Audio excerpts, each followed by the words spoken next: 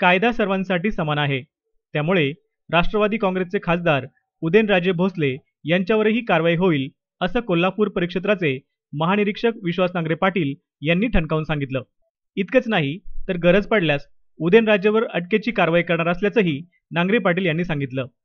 खंडणी आणि जेवे मारण्याच्या आरोपाखाली उदयनराजेवर गुन्हा दाखल करण्यात आला होता. सोना अलाइन कंपनीच्या मालकाने त्यांच्याविरुद्ध तक्रार केली होती. मात्र अतिरिक्त जिल्हा सत्र न्यायालयाने त्यांचा अटकपूर्व जामीन फेटाळला आहे.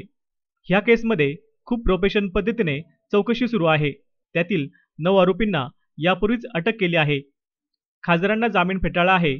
तपास अधिकारी पुरावे जमा करून कारवाई कशा पद्धतीने करायची त्याकडे लक्ष देत आहेत. स्वतः पोलीस अधीक्षकांच्या देखरेखीखाली या खटल्याचा तपास सुरू आहे.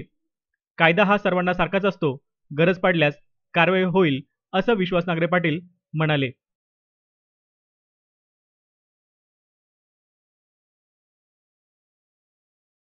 सातारा जिल्ह्यातील लोणंद शहराजवळ सोना अलाइज नावाची कंपनी आहे. या कंपनीत उदयनराजे यांच्या नेतृत्वात काम करणारी एक माथाडी कामगार संघटना आहे, तर दुसऱ्या संघटनेचे नेतृत्व रामराजे निंबाळकर करतात. कंपनी रामराजेंच्या संघटनेला झुकतं माप देते, त्यांना अधिक काम देते, असा उदयनराजेंचा आरोप होता. त्यामुळे 18 फेब्रुवारीला त्यांनी कंपनीचे अधिकारी राजकुमार जैन यांना सातारा विश्रामगृहात बोलावून घेतलं.